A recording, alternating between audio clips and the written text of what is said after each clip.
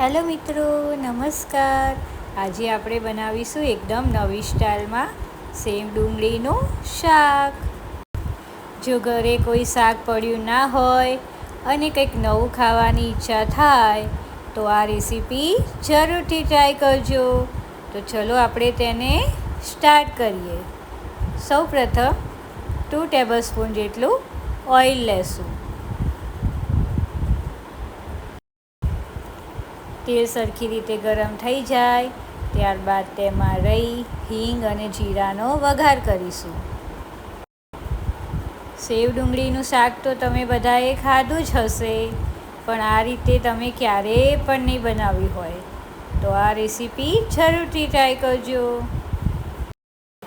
ત્યારબાદ કટ કરેલી ઓનિયનને એડ કરીશું.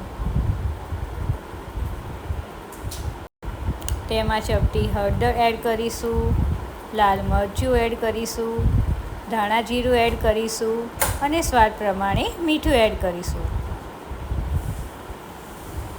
અહીંયા આપણે મીઠાનું અને લાલ મરચાંનું પ્રમાણ ઓછું જ રાખવાનું છે, કારણ કે રતલામી સેવ એડ કરીશું તેમાં મીઠું અને મરચું હોય જ છે. તેમાં હાફ ગ્લાસ જેટલું વોટર એડ કરીશું અને કટ કરેલા ટામેટાં એડ કરીને 2 મિનિટ કૂક કરી લેશું. તમારી પાસે બીજી ઘરે બનાવેલી સેવ કે બીજી સેવ હોય તો એનો પણ યુઝ કરી શકો છો.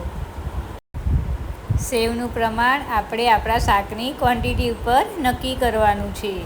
જો તમારે વધારે શાક જોઈતું હોય તો તમે સેવનું પ્રમાણ વધારે પણ રાખી શકો છો. ત્યારબાદ આપણે 2 મિનિટ કૂક થવા દેશું. સાથે સાથે તેને મિક્સ કરતા રહીશું, જેથી આપણું શાક ચોંટી જાય નહીં. બન્યું છે ને એકદમ મજેદાર, જોતાં જ ખાવાનું મન થઈ જાય તેવું સબ્જી. ઓછી મહેનતે અને ઓછી વસ્તુથી બનતું સેવ ડુંગળીનું શાકની રેસીપી ટ્રાય કરવાનું ભૂલતા નહીં. વિડીયો ગમે હોય તો લાઈક જરૂરથી કરજો. Subscribe my channel and join cooking with Disha. Wow!